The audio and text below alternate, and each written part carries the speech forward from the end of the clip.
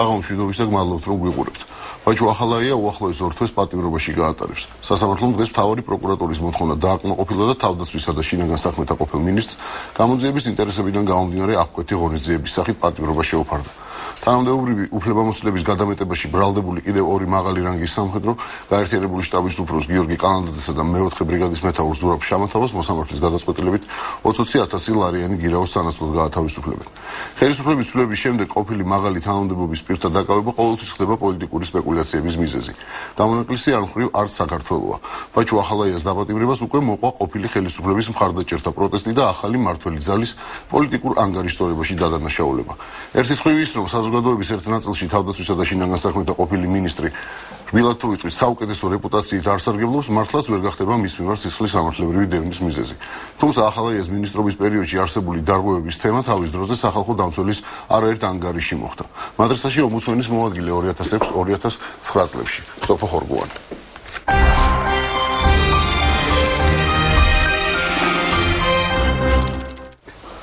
საღამოშვიდობისა სოფო, მადლობა მოსვლისთვის. საღამოშვიდობისა, მადლობა მოწვევისთვის. რამდენად მიგაჩნიათ ადეკვატურად ის შეფასება, რაც ჩვენ მოვისმენთ ყოფილი ხელისუფლების მომხრეებისგან, რომ ეს არის პოლიტიკური ანგარიშწორება და ბაჭო ახალაია არის წარმატებული სახელმწიფო მოღვაწე ადამიანი, რომელსაც უკავშირდება განახლებული საქართველო დაამარცხა კრიმინალი და ასე შემდეგ და ბევრი დამსახურებაა ჩამოთვლილი. სიმართლე გიხოთ არ მიკურს მათი განცხადებები, ბევრი ამბობს რომ რა უსინდისოები არიან, ნუ მათი უსინდისობის შესახებ ინფორმაცია წლებია გვაქვს, უსინდისოები რომ არ ყოფილიყვნენ, დღეს სხვა ქვეყანაში ვიცხოვრებდით. ხა რაც შეეხება იმას, რომ განაწყენდნენ რომ თავდებობა არ გაითვალისწინა სასამართლომ, ესეც გასაგებია, იქ პირდაპირ არის მოთხოვნა, თავდები პირი უნდა იყოს აბსოლუტურად ნეიტრალური და იქ გასაგებია რომ ის ადამიანები, ვინც მას თავდებში უდგებოდნენ, იყვნენ სწორედ მისი თანამოაზრეები და აბსოლუტურად სუბიექტურები. მეორეს მხრივ ბაჭო ახალაიას დაბრუნება საქართველოში თქვა ბევრმა აღიქვა, მართლაც მის სურვილად თუ არა ნებად ყოველ შემთხვევაში რომ ითანამშრომლოს გამოძიებასთან და იყო თუ არა საჭირო. იცით რა, სიმართლე სულ არ მაინტერესებს რას ფიქრობდა თვითონ ის. ჩემთვის მნიშვნელოვანია რომ სამართალი აღსრულდეს, მნიშვნელოვანია რომ დღეს პროცესები მიდის ისე როგორც უნდა მიდიოდეს და დღეს გვაქვს შანსი რომ ერთხელ და სამუდამოდ ეს დაუსჯელობის სინდრომი რომელიც ქვეყანაში არსებობდა დასრულდეს და ყველაზე მეტად ჩემთვის მნიშვნელოვანი იყო და სწორედ ძალიანაც კარგი გზავნილი იყო ყველა დანარჩენებისთვის მუხლი რომელსაც დაიწყო გამოძიება. დიახ, სწორედ. სწორია ეს მუხლი. აქედან სწორედ ეს არის სიმართლე გითხრათ ყველაზე მნიშვნელოვანი თითქოს არის მოსაზრება რომ მას ბევრად უფრო კი, ბევრად უფროზე ვილაპარაკებთ. ძალიან ეს არ არის პრობლემა. ეს ის შემთხვევა, როდესაც შეიძლება დაუსრულებად ვილაპარაკოთ და არ მხოლოდ ერთი გადაცემა და არ მხოლოდ თქვენი გადაცემა.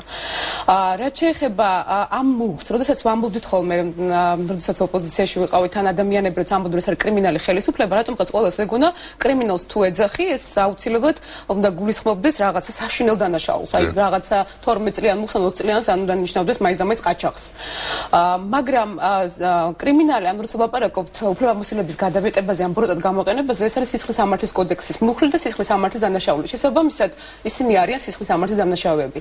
და რაც შეეხება თვითონ ამ მუხლს, ეს მუხლი, იმიტომაც არიან ახლა ესეთი შეშინებულები და შეშფოთებულები, ეს მუხლი პრაქტიკულად ყველა მათგანს, ვინც აღმასრულებელ ხელისუფლებაში იყო, ყველაზე მაღალი ჩინით და ყველაზე დაბალი გაყოფილების უფროსით, ყველა მათგან შეიძლება ეს მიუყენო ეს მუხლი. ანუ ყველა მათგანის წინააღმდეგ შეიძლება არა, პრაქტიკულად ძალიან იმ ადამიანების მიმართ მაინც ვინც გადაწყვეტილებას იღებდა.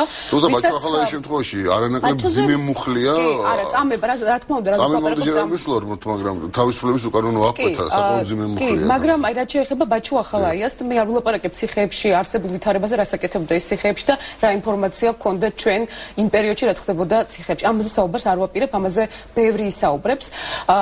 ჯერ მინდა დავასრულოთ თემას, სადაც საუბრობთ რომ პოლიტიკურად ანგაჟირებულია თუ არა ეს თემა.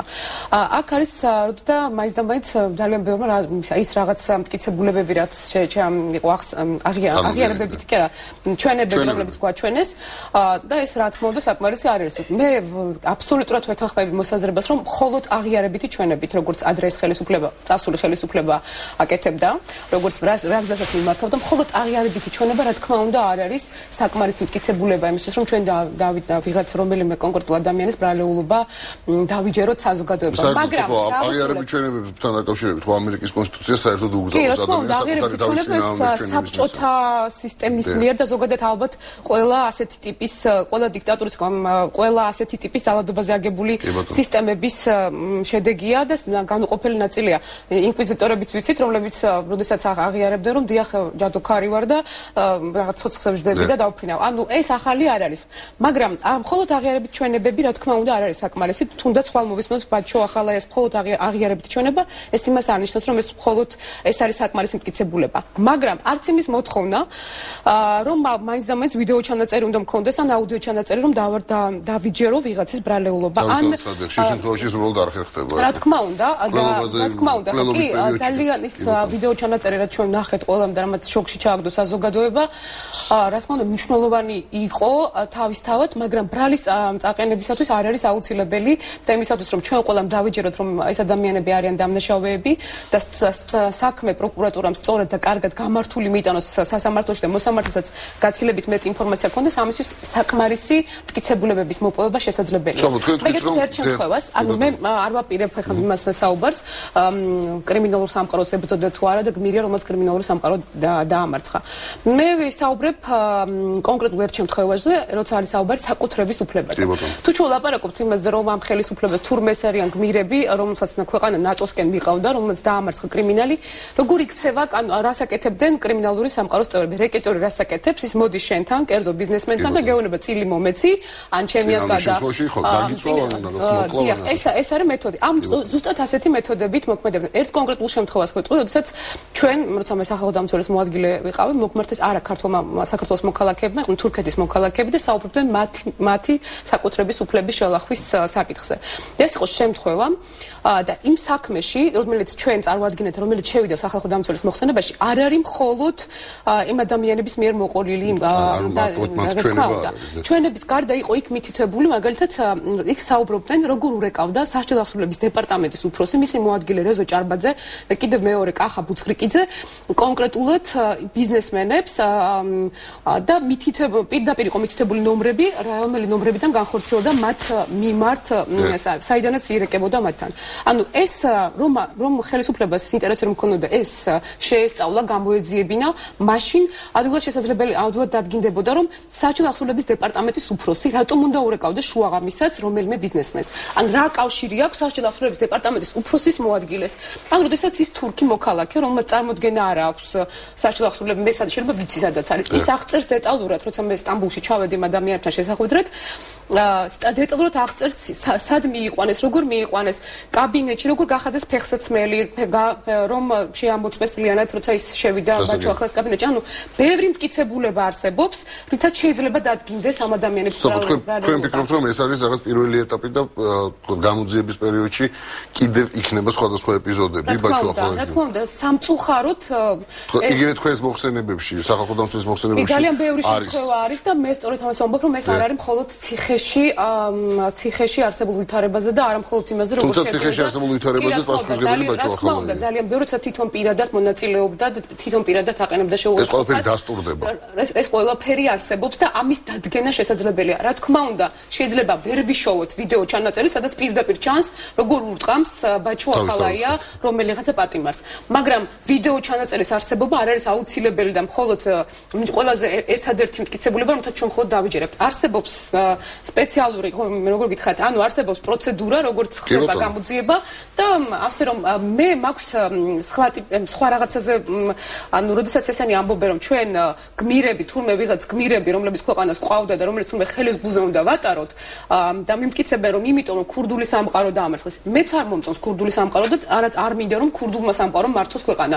მაგრამ ის მეთოდები, როგორც ეს ადამიანები მოქმედებდნენ, ზუსტად კრიმინალური სამყაროს მოქმედების წესია. და ყველაზე ცუდი იყო ის, რომ ეს ადამიანები ხელისუფლებაში ყოფი ადამიანები ჩემი სახელით, თქვენი სახელით მოქმედებდნენ. როდესაც ჩემთან მოდის კრიმინალი, მე ვიცი რომ ეს არის კრიმინალი და ჩემი წინასწარი განწყობაც მის მიმართ ესეთია. მოვიდა ჩემთან რეკეტორი, ეს ჩემი ნება, მე როგორ დავიცავ მე ჩემ თავს და როგორ შევხვდები მას კრიმინალს, მაგრამ შენთან მოდის ხელისუფალი, რომელიც ლაპარაკობს სახელმწიფოს სახელით, ჩემი სახელითაც, თქვენი სახელითაც და ჩადის დანაშაულს. მე მიმაჩნია რომ ეს იყო განყენებული შემთხვევა ბაჩო ახალაია, თუ ეს არის მთლიანად სისტემაზე ვსაუბრობ და ყვალი გავა სხვა თანამდებობრივ პირებზე. სწორედ ამას ვამბობ, სისტემაზე ვსაუბრობ, იმიტომ რომ როდესაც ჩვენ ეს მასალები, რომლებიც ჩვენს ხელთ იყო, ციხეებთან დაკავშირებული თუნდაც იგზავნებოდა პროკურატურაში, პროკურატურა ამაზე არ რეაგირებდა. ანუ ეს იყო შეთანხმებული მოქმედება სხვადასხვა შტოს, სხვადასხვა ძალოვანი შტოს ამ ხელისუფლების. ანუ სხვადასხვა ძალოვანი შტო შეთანხმებულად მუშაობდა, შეთანხმებულად მოქმედებდა. ეს პროკურატურა, შინაგან საქმეთა სამინისტრო, შინაგან საქმეთა სამინისტროს ქვედანაყოფები და სამართლის აღსრულების სისტემა. სადამდე შეიძლება მივიდეს კვალი? ვინ შეიძლება იყოს კიდევ ამ სისტემაში? თქვა პრეზიდენტამდე შეიძლება მივიდეს. ძალიან თავისუფლად შეიძლება მივიდეს პრეზიდენტამდე. ეს იმიტომ რომ ძალიან ბევრი ინფორმაცია არის იმასთან დაკავშირებით, რომ ძალადობას, რომელსაც ის მიმართავდა, ის ვერ არაკეთებდა მხოლოდ თავისი ნებით და როდესაც ის ძალადობდა ბიზნესმენზე, ანუ როდესაც ის ითხოვდა წილების გადაფორმებას, ეს იყო მიხეილ სააკაშვილის დავალება იმ კონკრეტულ შემთხვევაში ის ამას არც მალავდა, როდესაც ის ელაპარაკებოდა ბიზნესმენებს. ანუ არც იყო ამის არც მალავდნენ ისინი, რომ ეს იყო ერთი სისტემა. კი, რა თქმა უნდა, იყო ცალკეული შემთხვევებით, როდესაც მაგალითად სოდის რომელიღაცა განყოფილების უფროსი იყო, როდესაც იქ რაღაცა რომელიღაცა მისი ახლობლის ინტერესების გამო უბრალოდ ვიღაცას გამოიძახებდნენ. მე მახსოვს იყო ერთი ასეთი შემთხვევა, რაღაცა ძალიან პატარა თემაზე იყო, ვიღაცას აუქციონში უნდა და მონაწილეობის მიღება და ეტყობა როგორც ჩანს ვიღაცის ინტერესი იყო, ალბათ იმ შემთხვევაში არ იყო მიხეილ სააკაშვილის ინტერესი, რომ პატარა რაღაც ბიზნესია საუბარი და მაშინ იმ ადამიანს, რომელსაც ეძებდნენ ათესავები ოჯახის წევრები, რომელიც გაიტაცეს პრაქტიკულად მისი მაღაზიიდან, დღის ბოლოს რაღაც დაალევინეს იქ კოკა-კოლა, რომელშიც აღმოჩნდა, რომ იყო გახსნილი რომელიღაცა ნარკოტიკული ნივთიერება და მე ნარკოტიკული ნივთიერების მოხმარებისათვის დააჯარიმეს. ანუ რეალურად ის იყო რაღაცა ერთი ცალკეული შემთხვევა, როცა რომელიღაცა პატარა ჩინოვნიკი მოქმედებდა ესე. ანუ როცა ვლაპარაკობთ, რომ ელიტური კორუფცია იყო, დიახ, იყო ელიტური კორუფცია, დიახ, იყო მაღალ დონეზე, პრაქტიკულად 5-6 ადამიანის მიერ, როგორ ვთქვათ, ხელდასმული საქმეები, მაგრამ სამწუხაროდ იყო ისეთი საქმეები, როდესაც რომელიღაცა სამმართველოს უფროსი თავს ამის უფლებას აძლევდა. რამდენად შესაძლებელი იქნება ყველა ამ ბრალდების სასამართლოში დამტკიცება? თქვენ ამ შემთხვევაში ისევ არ გულისხმობთ, გასაგებია, რომ ბევრი რამის ჩანაწერი არ არსებობს და არ შეიძლება არსებობს. ყველა კრიმინალზე რო ჩანაწერი არსებობდეს, სასამართლოს აღარ არის საჭირო, გასაგებია უკვე რა მოხდა, მირა დააშავა, ყველაფერი გარკვეული. მაგრამ რამდენად არის დოკუმენტური მტკიცებები, ვთქვათ, იგივე თქვენს მიერ მომზადებული ომბუდსმენის აპარატში მუშაობის პერიოდში, საკმარისი იმისთვის, რომ სასამართლომ, პროკურატურამ სასამართლომ მხოლოდ სახალხო დამცველის მოხსენებაში არსებული დოკუმენტები, რა თქმა უნდა, არ არის საკმარისი იმისთვის, რომ რეალურად დადგინდეს რომელიმე ადამიანის ბრალეულობა, მაგრამ ეს არის რაღაცა ნაწილი. რაღაცა ნაწილის მოპოვება შესაძლებელია. იმიტომ რომ სახალხო დამცველს ჩვენ მაგალითად იყო შემთხვევა, როდესაც რაღაცის დასამტკიცებლად გჭირდებოდა ვიდეო ჩანაწერი, რომელიც აეროპორტიდან, მაგრამ ვერ მივიღეთ უბრალოდ ეს. ამიტომ ის რაც ჩვენთვის შეუძლებელი იყო და რეალურად არც იყო ეხა ეს საგამოძიებო სტრუქტურა, რა თქმა უნდა, მაგრამ ეს შესაძლებელია დღეს და საბედნიეროდ კვალიფიკაციაში მთავარი პროკურორის ეჭვი არავის გვეპარება, არც ნებაში ხელისუფლების რომ სამართლიანად მიმდინარეობდეს ეს პროცესები. ამიტომ მე მგონია, რომ და დარწმუნებული ვარ, სიმართლე გითხრათ, რომ ყველა დანაშაულის, იმ კონკრეტული დანაშაულის შესახებ, რომელზეც ჩვენ ინფორმაცია გვაქვს, შესაძლებელია საკმარისი მტკიცებულების მოგროვება. ერთი კითხვა კიდე, როგორც ყოფილ უფლებათა დამცველობა ყოფილი არ არსებობს, რა თქმა უნდა, მაგრამ თვითონ როგორ შეაფასებთ პროცესის მიმდინარეობას, რამდენად თვლით, რომ ეს პროცესი ძის იმ სტანდარტებში, რომელშიც უნდა იჯდეს სამართლებრივად. სწორედ ეს არის, რაც ძალიან მომწონს, ანუ სწორედ სამართლებრივად, უფლებადამცველი, როგორც უფლებადამცველი შეხედავ ამას თუ როგორც ჩვეულებრივ ადამიანს, რომელსაც შეიძლება რაღაც წარმოდგენა სამართალზე გქონდეს, ყველაფერი მიდის კარგად. სწორედ ეს არის ჩემი დამოკიდებულება. ამ ხელისუფლებას რა პრობლემაც აქვს, როდესაც ასეთი ამდენს გაუძელით, ამდენი 9 წლის მე როგორც იქნა შვება ვიგრძენით, შენ გინდა ხვალვე მიიღო მაქსიმალური შედეგი. და ორი მნიშვნელოვანია, რაც არის ეს სამართლიანობის აღდგენა, რა თქმა უნდა, კეთილდღეობა, ანუ სიდუხჭირე დავძლიოთ და სამართლიანობა აღდგეს. და ხელისუფლებას სწორედ ყველაზე დიდი წნეხი საზოგადოებისგან აქვს, მოქალაქეებისგან, ვისაც ეჩქარება სწრაფად დაინახოს შედეგი. ჯერჯერობით რასაც ვუყურებ, ვუყურებ, ხელისუფლება ამ წნეხს უძლებს და სწორად შვიდად სამართალთან თანხმობაში მიყავს ეს პროცესი.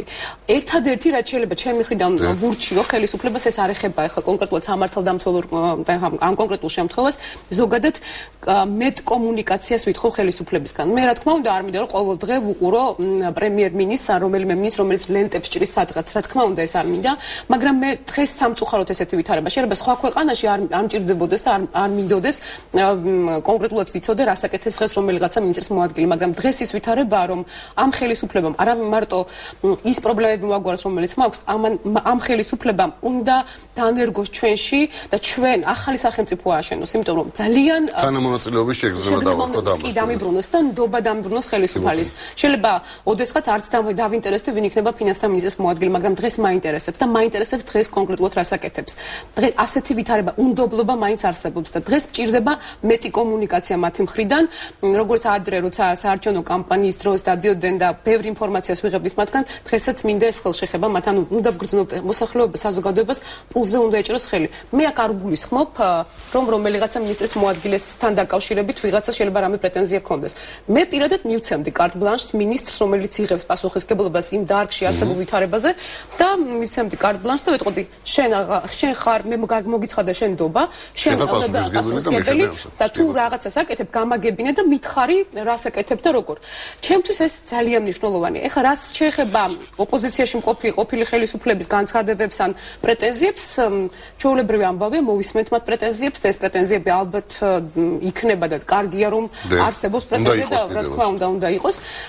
მაგრამ ეს როგორ გითხრათ, ძალიან ვთხოვ მოსახლეობას რომ ეს რაღაცა ტიპის აგრესიაში ჩვენი მხრიდან არ უნდა გადაიზარდოს. ჩვენც უნდა ვისწავლოთ იმ ადამიანების მოსმენა, ვისი მოსმენა ნამდვილად არაფერში არ მჭირდება, არანაირ პატივისცემას ჩემი მხრიდან ჩვენი მხრიდან არ იმსახურებენ, მაგრამ ჩვენ ეს უნდა გადავლახოთ ჩვენში და უნდა გავიგოთ რომ ეს ხალხიც არის ჩვენი ქვეყნის ნაწილი და ის ადამიანები, ვინც დღეს არიან ხელისუფლებაში, არიან ყველას ხელისუფალნის, ყველა იმათი მინისტრიც არის, ანუ ის არ უნდა დაგვემართოს, რაც წინა ხელისუფლებას დაემართა, რომ განსაკუთრებით 5 ადამიანის არის ეს სახელმწიფო და მხოლოდ ისინი უნდა ცხოვრობდნენ კარგად, ვინც ამ უკაცრავად სიტყვას სასტავში არიან. ძალიან დიდი მადლობა სოფოკლე ქორგოვანი, ომბუდსმენის მოადგილე 2006-2009 წლებში იყო მანტრისის სტუმარი. ბაჩო ახალაია ყოფილი ხელისუფლების პირველი წარმომადგენელია, რომლის მიმართაც სისხლის სამართლის საქმე აღიზარდა, თუმცა არ არის გამორიცხული უახლოეს პერიოდში საქართველოში სხვა ხმამაღალი სასამართლო პროცესების მომსწრეებიც გავხდეთ. მანუ მერაბიშვილისა და გიორგი არველაძის პასუხისმგებაში მიცემის მოთხოვნით მთავარ პროკურატურას დღეს სიმონ კილაძემ მიმართა. რეკლამის შემდეგ.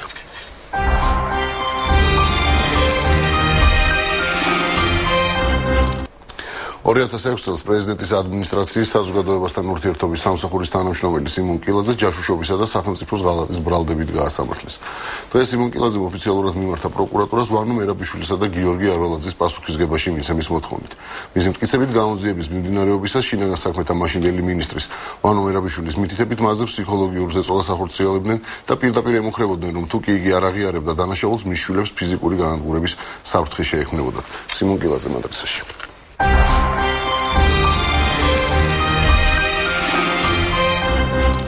მშვიდობისა სიმონ, მადლობა მოსვლისთვის. თქვენ მეორე ჯაშუში ხართ, რომელიც სამსტუდიაში მასპინძლობ, პირველი გია აბდალაძე იყო, ცნობილი ფოტოგრაფების საქმიდან. თქვენი საქმის გავს ფოტოგრაფების საქმის გავს. კი, დაახლოებით იგივე მეთოდი, იგივე ტიპიური სურათი.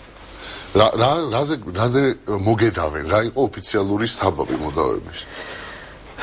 ნუ მე მართალი გითხრათ, ჩემი საქმე არც წამიკითხე, არც გავცნობი ვარ. არასაკვირველია უკვე ლოგიკიდან გამომდინარე, იქ ისეთი ცილისწამებლური მასალები არა, თეთრი ძაფით ნაკერი შეთითხნილი. მათ ჩემი კომპიუტერიდან ამოიღეს რაღაც მასალები, Word-ის მასალები და მოგეხსენებათ იმ მასალებში რაღაც კორექტივების შეტანა შეცვლა, ნუ ძალიან იური. დოქ-საიდანაც უნდა ყურს იქიდან მოაბავ. თუმცა მე ისეთი ბრალდებები მაქვს, ნუ მე ვარ ქვეყნის დამღუპველი, ნუ ხელისუფლების ფილმი როა სახელმწიფოს მტერი და ასე შემდეგ და ასე შემდეგ. თითქოს მე ვავრცელებდი რაღაც საიდუმლოების შემცველ დოკუმენტებს, მასალებს, საზღვარგარეთ. მიგეცნობოდათ ხელი საიდუმლო მასალებზე საერთოდ? აბსოლუტურად. როდესაც ისმის რომ ადამიანი მუშაობდა პრეზიდენტის ადმინისტრაციაში, მაინც არსებობს ეჭვი, რომ იქნება რაღაცა ინფორმაცია რაღაც დოკუმენტზე მიუწვდებოდა ხელი. იცით რა, ყველა სახელმწიფო სტრუქტურაში და სოფლიოს სახელმწიფოებში პრეზიდენტის პრესსამსახური და საერთოდ მასმედიასთან საზოგადოებასთან ურთიერთობის სამსახური არის ყველაზე გამჭვირვალე და ყველაზე ღია სტრუქტურა. იმიტომ რომ ის ავრცელებს ინფორმაციას, მისი პირდაპირ მოვალეობა არის ინფორმაციის გავრცელება. ინფორმაციის გავრცელება პრეზიდენტის შესახებ, სხვადასხვა, ასე ვთქვათ, სახელმწიფო, ამას მე კი არ ვამბობ, ეს არის ტრადიცია და კანონიც და ასე შემდეგ. ჩემი მოვალეობა იყო ქართული პრესის ანალიზის გაკეთება, უცხოური პრესის ანალიზის გაკეთება, დაიჯესტების მიმოხილვის და ასე შემდეგ. Ну, რასაკვირველია ახლა ადამიანზე შედავება, როცა არ მოგწონს ადამიანი ძალიან იოლია. Ну, მე ახლა არ მალავ თავისუფალი აზროვნება მაქვს და დიდი ხნის განმავლობაში ვმუშაობ სხვადასხვა სტრუქტურებში, პარლამენტში, ადრე წინა პრეზიდენტ შევარდნაძის პრესსამსახურშიც მუშაობდი და მე არასოდეს არ მალავდი ჩემ აზრებს. მე მიმაჩნია რომ როცა არსებობს დემოკრატიული საზოგადოებაში ადამიანს აქვს თავისუფალი აზრის გამოვლენის საშუალება. მე ამას წერდი გაზეთებშიც სხვადასხვა თემაზე ტელევიზიითაც ხშირად გამოსულა. ამიტომ აგირჩიეს თქვენ პრესსამსახურში, მოდი კარგად გავხსნი, მე და თქვენ ერთ პერიოდში თანამშრომლები ვიყავით ერთ ეგრე სტრუქტურაში მუშაობდით. ბევრი ადამიანი მუშაობს პრესსამსახურში და მოდი პირდაპირ ვთქვა, თქვენ არ იყავით ყველაზე მთავარი ფიგურა პრესსამსახურში. ანალიტიკოსი იყავით, მრჩეველი იყავით, ხო? ამის გამო აგირჩიეს, რომ რაღაც გამონათქვამების გამო თქვენ ესე ფიქრობთ, რომ ეს იყო მთელი საბოლოო. ну გამონათქვამი, არა მარტო გამონათქვამი, მე როგორც თქვი, მე ვაკეთებდი პრესის ანალიზს და მოგეხსენებათ, პრესა მაშინ საკმაოდ კრიტიკულად იყო განწყობილი ხელისუფლების მიმართ.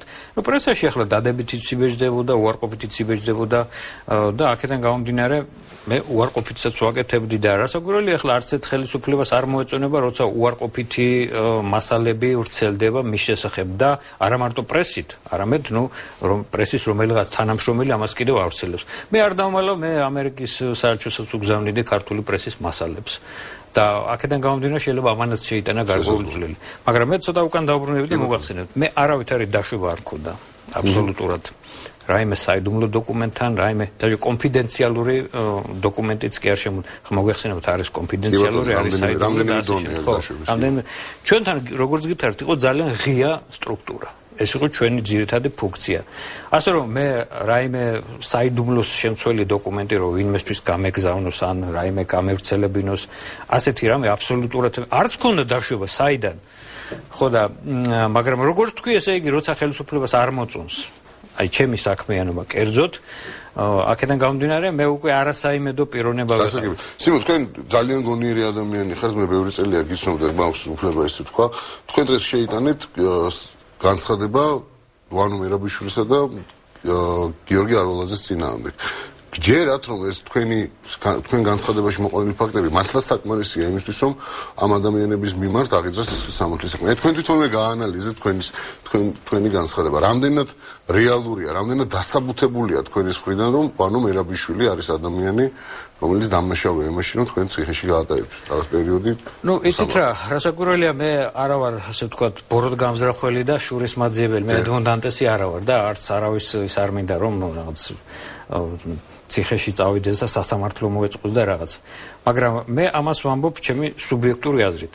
სოფლიოს არც ერთ ქვეყანაში არ ყოფილა პრეცედენტი, მე შემდეგ ინტერნეტი გადავქეკე, ყველაფერი მოვიძიე, რომ ერთსა და იმავე დროს, ერთსა და იმავე დღეს, ერთსა და იმავე საათში საქართველოს პრეზიდენტს, შინაგან საქმეთა მინისტრს, პრეზიდენტის ადმინისტრაციის ხელმძღვანელს, კონტრდაზვერვის სამსახურს ეს უკვე დაბალი დონია დირექტორს გაეკეთებინოს კომენტარი და დაერღვიოთ უდანაშაულობის პრეზუმპცია და პირდაპირ გამოეცხადებინოთ და მიენიშნოთ და სიგნალი მიეცეთ, რომ მე დავიჭირეთ სიმონ კილაძე, რომელსაც უტყუარი მტკიცებულებებია, რომ ის დამნაშავეა და ასე შემდეგ და ჯერ ძიებაც არ არის დაწყებული ხალხო ოფიციალურად. ახალი დაჭერილი ვარ. ნუ ძიება ხომ უნდა იყოს. მაგრამ მე უკვე გამოცხადებული, ანუ ეს არის რომ არაფერი არ გამოვა. და აქედან გამომდინარე, ახლა მე ლოგიკით ვლაპარაკობ. მე კიდევ არ მოვითხოვ არავის შურის ძიებას. არა, მე მესმის. ზნეობრივი და ადამიანები ცივილიზებულ სახელმწიფოში იქცევენ ასე.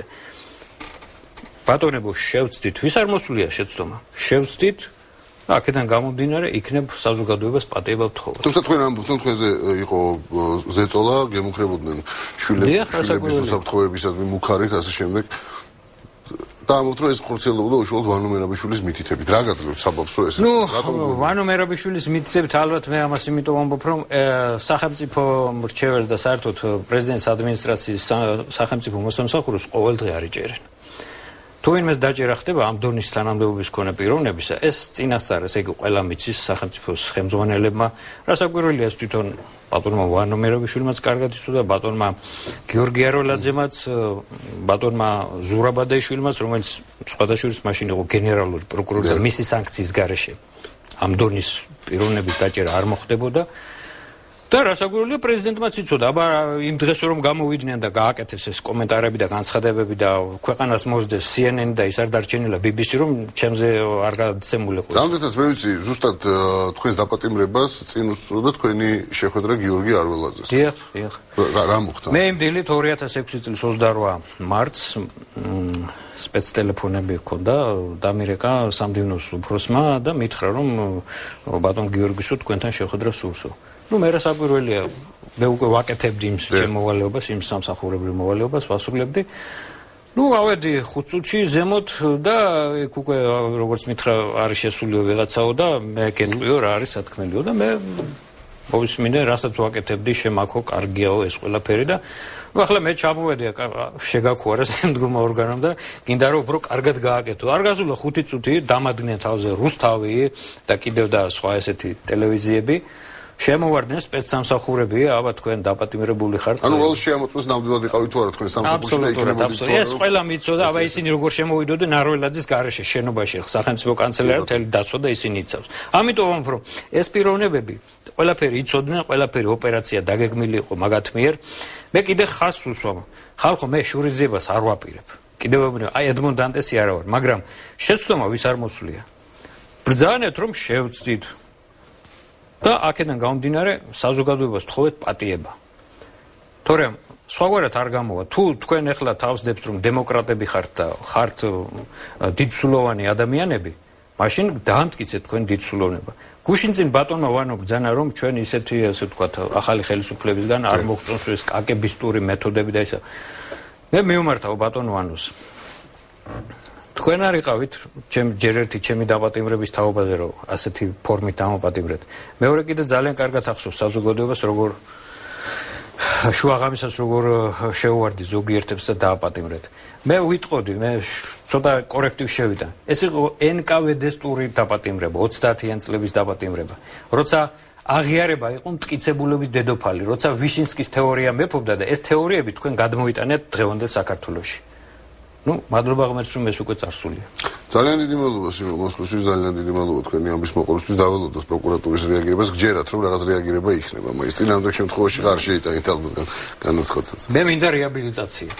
მე მინდა უბრალოდ მორალური, ზნეობრივი და იურიდიული. მე გამასამართლე საქართველოს სახელით და ახლა ეს ბატონები გამოვიდნენ და თქვან რომ ჩვენ შევწდით და ისევ საქართველოს სახელით ბუდიში მოიხადო. მე მეტი არაფერი არ მინდა. ძალიან დიდი მადლობა სიმონ კილაძე იყო მატრიქსის სტუმარი გადაცემის შემდეგ ნაწილში სრულიად განსხვავებულ თემაზე.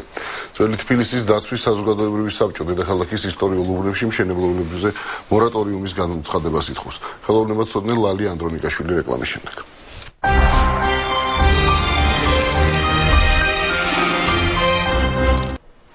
სამხატვრო აკადემიაში დღეს ძველი თბილისის დაცვის საზოგადოებრივმა საბჭომ თბილისის ძველ უბნებში მიმდინარე მშენებლობების საკითხი განიხილა. ხელოვნებაცოდნეების, არქიტექტორების, რესტავრატორების, მხატვრების და ამ სფეროში მომუშავე არასამთავრობო ორგანიზაციების წარმომადგენლების შეხვედრის მთავარი თემა თბილისის ისტორიულ ნაწილში მიმდინარე სარეაბილიტაციო პროცესი და ახალმშენებლობები იყო. საბჭო ისტორიულ უბნებში მშენებლობებზე მორატორიუმის გამოცხადებას ითხოვს. დეტალებით ხელოვნებაცოდნე ლალი ანდრონიკაშვილი.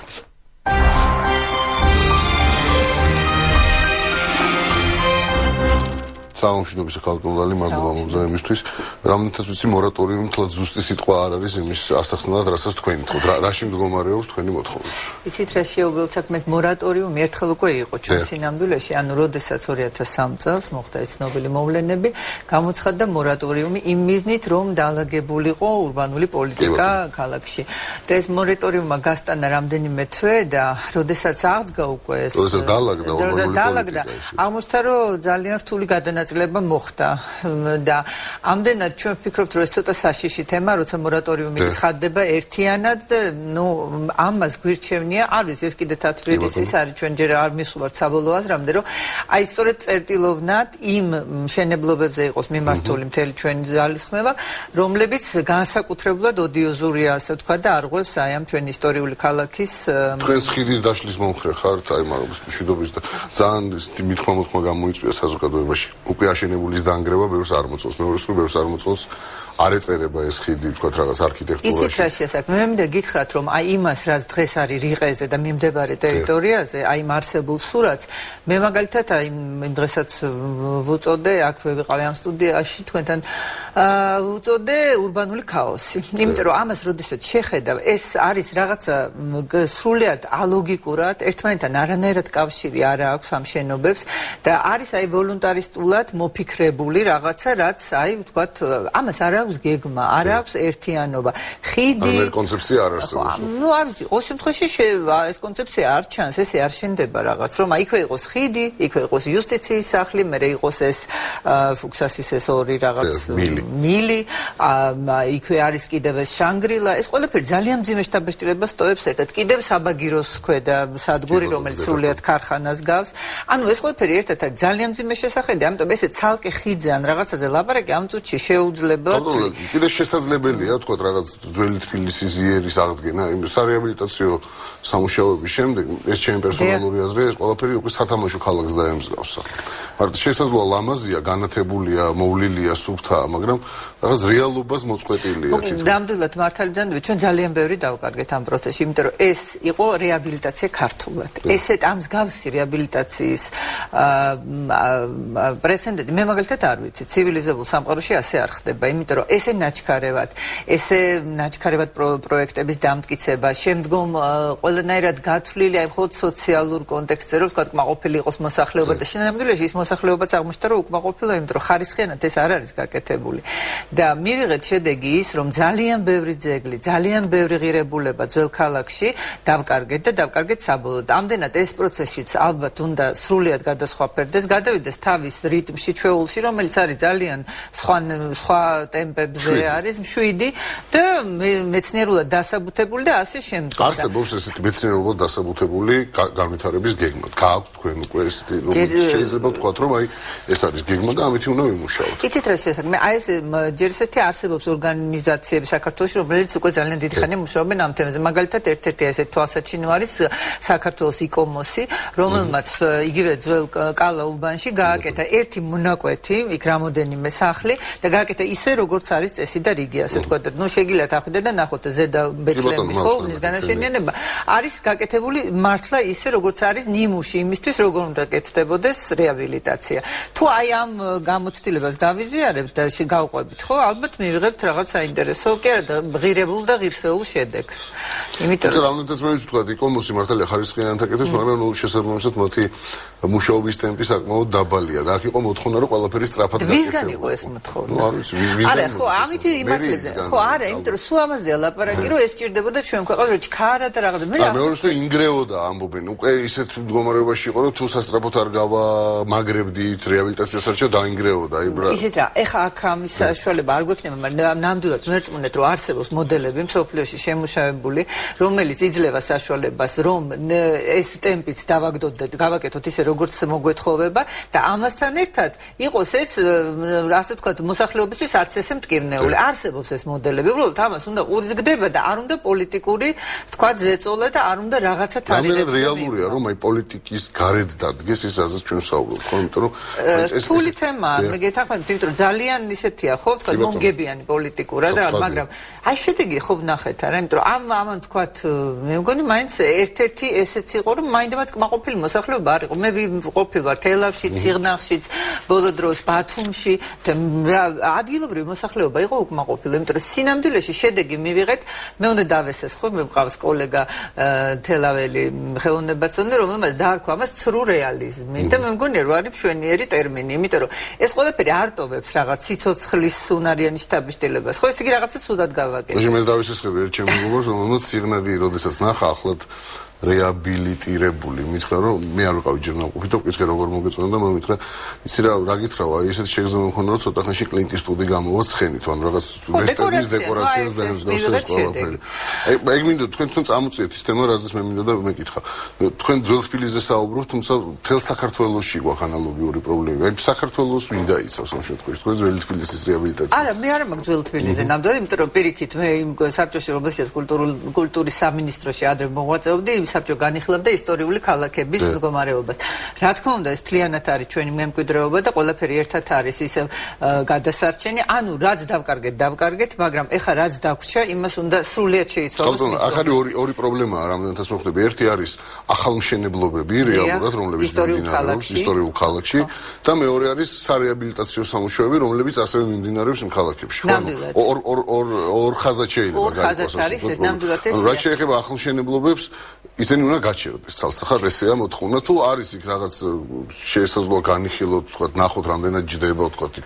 იცით რა არის, აი ამიტომ დღევანდელია შედეგი ჩვენი, აი ამ სხვათა შორის საკმაოდ ისე იყო სპონტანურად, ასე თქვა, შევიკრიბეთ, იმიტომ რომ უკვე ეს თემა ძალიან ყველას ადარდებდა და თქვა, შევიკრიბეთ და უბრალოდ დავსახეთ რა, რომ ორი ის არსებობს, ერთი გრძელვადიანი გეგმა, ანუ ის რომელიც უნდა განვახორციელოთ იგივე სტრუქტურულ ცვლილებებში ჩარევით კანონმდებლობაზე, თქვა, ისე რაღაც ზემოქმედებით, იმიტომ რომ ძალიან ბევრი რამე დაირღვა ბოლო დროს და ასე შემდეგ და მოკლევადიანი, ასე თქვა, გეგმა არის ის, რომ სასწრაფოდ შეჩერდეს ის, რაც შეიძლება ჯერ კიდევ შეჩერდეს, ხო? მე ვთვლი, რომ ესეთი არის რიყეზე მიმდინარე მშენებლობა, რომელიც მიდის იმ ტემპით, არ ჩერდება და შედეგი გვექნება, ნუ არ ვიცი, მე ვთვლი, რომ ეს შესაჩერებელი, მარტო მე არა, რა თქმა უნდა, ჩემი კოლეგები ეს ყველანი ერთად ვაწერთ ხელს აი ამ აქ ეხა საქმე იმაშია, რომ თქვენ თვლით, მაგრამ ინფორმაციაში, რომელიც თქვენ შეკრებას ეხებოდა, იყო რომ შეკრებას უნდა დასწრებოდნენ სახელმწიფოს ოფიციალური პირებიც, ანუ არა მარტო არასამთავრობო სექტორი, თუ იყო მერიისთვის ნამდვილად არ დაგვიძახია, კულტურის სამინისტროდან იყვნენ ადამიანები და იყვნენ ისინი, ვინც ძალიან დიდი ხანია მუშაობს და ძალიან კომპეტენტური ადამიანები არიან, იყვნენ საბჭოს წევრი, მერიაში თქვა საბჭოს წევრი, იყო ასეთი ადამიანი, მაგრამ თვითონ ეს ადმინისტრაციისთვის დაძახებას მე არ ვიცი რა აზრი აქვს, ესე ჩვენ შეგვიძლია, ჩვენ როგორც გაირკვა, გვაქვს ერთი მშვენიერი, აი იქ იყო იურისტი, რომელსაც მოგვაწოდა ესე, რომ საქართველოს კულტურის მინისტრს გააჩნია უფლებამოსილება კანონმდებლობით დაადგენილი წესით შესაბამის სახელმწიფო ორგანოებთან ერთად გააჩეროს ყველა სახის საქმიანობა, რომელიც შეიძლება საფრთხეს უქმნიდეს კულტურულ მემკვიდრეობას. ანუ ჩვენ მიმართავთ მინისტრს, მინისტრს აქვს ეს უფლებამოსილება, რომ მიმართოს ხელისუფლებას, ხომ? და თქვა ეს შეჩერდეს. როგორ მუშაობს? რამოდენიმე არის ესეთი ობიექტი, რომელიც არის, ნუ აი სასწრაფოდ როგორ მუშაობს ეს სისტემა, თქვა, სხვა ქალაქებში, თუ არსებობს რაღაც საერთაშორისო პრაქტიკა ამასთან დაკავშირებით არსებობს, სხვა არ მგონია, რომ თქვა, რომში ან პარიზში ან სხვა სიძველეებით ცნობილ ქალაქებში რაღაც ესეთი ამბები ხდებოდეს და ჩვენთან ხდება. იქ როგორი სისტემაა და ჩვენთან როგორი სისტემაა, რა მსგავსება განსხვავებებია ეს უკვე. ჩვენთან სისტემა არ არის უბრალოდ რომ გავიგე უკვე. ისიც რა არის, პრობლემა ის არის, სინამდვილეში ჩვენ ვართ მიერთებული ყველა ამ კონვენციებთან, ძალიან ისე ხაზგასმით არის როგორც საერთოდ ყველანაირ ამ ევროპულ იმასთან, გამოცდილებასთან და ასე ვთქვათ, ვიზიარებთ ჩვენი მემკვიდრეობის დაცვის ვალდებულებას, მაგრამ სინამდვილეში არ ვიცავთ ამას ისე როგორც იქ იცავენ. ხო, ეხლა რა თქმა უნდა არის მოდელები სხვადასხვა ქვეყნებში არის სხვადასხვა ისი, მაგრამ არსებობს ძალიან მკაცრად გაწერილი წესები, რა შეიძლება და რა არ შეიძლება. ხო და არასდროს ინვესტორის და აი ესეთი ინტერესი წინ არ უსწრებს ქვეყნის ეროვნული ღირებულების, ანუ კულტურული მემკვიდრეობის ინტერესს, მისი დაცვის ინტერესს. ჩვენთან მოხდა ესე, ინვესტორი გახდა მთავარი ინვესტორი თუ ვთქვათ მისი, არ ვიცი, უკვე აღარ ვიცი. ესეც რთული თემაა, ხო, ინვესტორებთან ურთიერთობა.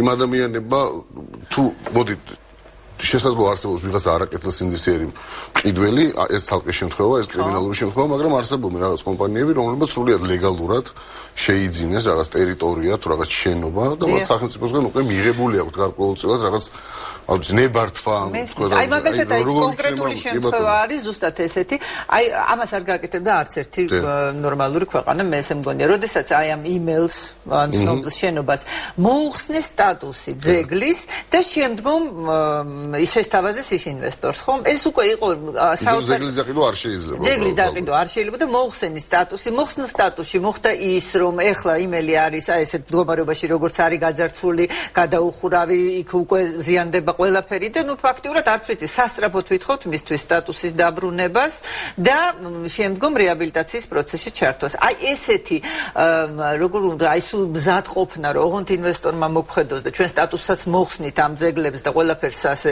მოგართვევთ ლანდშაფტზე, ასე არ იქცევა. ამ შემთხვევაში არ გულისხმობ, თქვა არის რაღაცა პრობლემები ინვესტორებთან ზოგადად, მე წარმოვიდგინე, იგივე თქვა გუდიაშვილის კვერთან დაკავშირებით, იქაც რაღაც ინვესტორებთან ჭიდილზე გადავიდა ბოლოს თემა, თუმცა იქ თითქოს ტყისდება, რომ ის ინვესტორები არაკეთილ სინდისიერი ყიდველები არის. ბევრი იურიდიული. კი, მაგრამ მე მაინც გონი რომ ინვესტორს როცა ეუბნები პირობას, რომ ეს არის აი ამ ქალაქში მოქმედებს ესეთი კანონმდებლობა. თქვენ თუ გინდათ მოერგეთ ამას და თუ არ გნებათ მოვძებნეთ სხვას. ეს გამორიცხულია ჩვენ რომ ვერ ვიპოვოთ ისეთი ადამიანები, ვინც ასევე უყურებენ მემკვიდრეობას და ესეც არის მე მგონი რა ვიცი მე უამრავ უცხოელ ადამიანთან ხოშეს უცხოელებს შექმნილი აქვს ძველი თბილისის დაცვის ორგანიზაციები და ასე შემდგომ და ძალიან გაოცებულები რჩებიან რატო ვექცევით ჩვენ ამ ჩვენ მემკვიდრეობას ესე იმიტომ რომ ნამდვილად არ არის ესე რომ უცხოელმა ინვესტორმა ვერ გაითავისოს და ვერ გაიგოს რაზე ვლაპარაკობთ. ეხლა მეორე შემთხვევა არის როდესაც იმელის თქვათ შენობის მიმდებარედ ასევე ინვესტორს თავაზობთ ტერიტორიას და ვეუბნებთ რომ იქ შეიძლება აბაშენოთ თურმე ცათამბჯენი. არ შეიძლება, მაგრამ აი ეს ჩვენგან წამოსული შეთავაზება არის და მე ის ინვესტორი თავის ინტერესებს რა თქმა უნდა. ქავტოლალი მე ვიცი რომ თქვათ იმ ისტორიულ ძეგლებს რომლებიც საქართველოში არის იუნესკომ უკვე შეუჩერა ესე ვთქვათ ხო სტატუსი გარკვეულწილად გადაიყვანა კი ყველა საერთოდ ვისაც ცხეთას აქვს უკვე პრობლემები ამასთან დაკავშირებით იგივე ძველთბილისს აქვს პრობლემები რამდენად რეალურია რომ ჩვენ მოვახერხოთ ახლა ამ ძეგლების ისე აღდგენა რომ დაუბრუნოთ ეს სტატუსი თუ ეს უკვე დაიკარგა და დაიკარგა ძველთბილის ძალიან მძიმედ აქვს საქმე იმიტომ რომ ძველთბილისში არის კრიტერიუმები დარღვეული ესე იგი ძველი ქალაქის მართვის ძველ ქალაქში ესეთი ახალშენებლობების წარმართვის და ასე შემდეგ ძველი თბილისი მაშინ იდგა იუნესკოს სიაში შესატან თქვა მაშინ როდესაც მართლა იყო ავთენტური და ძველი და მე ხა არ ვიცი იმიტომ რომ აი ესეთი ხელყოფილი ქალაქი არ ვიცი, მე მგონია თითქმის არა გვაქვს შანსი. რაც შეეხება ძველთბილისს. ცხეთაში უკეთესი მდგომარეობა გვაქვს, თუ შევაჩერებთ იმ რაღაცა, კიდევ იქაც არის რაღაც უამრავი პრობლემები, მაგრამ იქ არის სწორედ სარეაბილიტაციო პროგრამის ხარბეზები, რომელიც ალბათ უფრო შეიძლება მისე აღმოხვრა.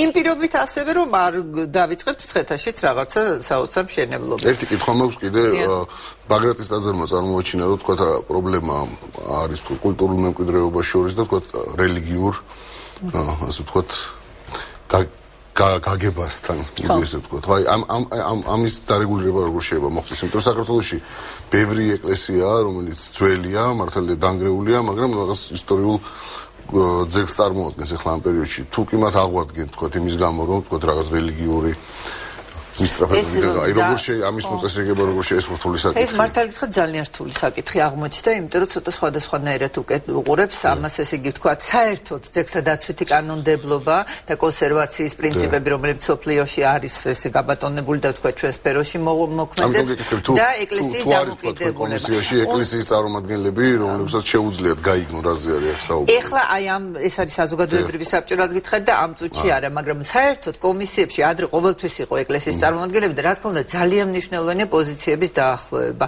ეს რაღაცნაირად უნდა მოხდეს და კონსენსუსი უნდა მოხდეს, იმიტომ რომ ჩვენ თუ ერთ ენაზე არ დავიწყეთ საუბარი, დაზიანდება მხოლოდ ეს ჩვენი მემკვიდრეობა ისევ და რაღაცნაირად უნდა მოიძებნოს ეს რთული თემა, ბაგრატმა გამოაჩინა ამ თემის მთელი ხარვეზები, იმიტომ რომ ნუ ერთი მხრივ აღდგენილი ტაძარი იყო ეკლესიის სურვილი, მაგრამ მეორე მხრივ მოხდა ის რაც მოხდა და ამ ტაძარს აღარ აქვს ის ავთენტური ღირებულება რაც ქონდა.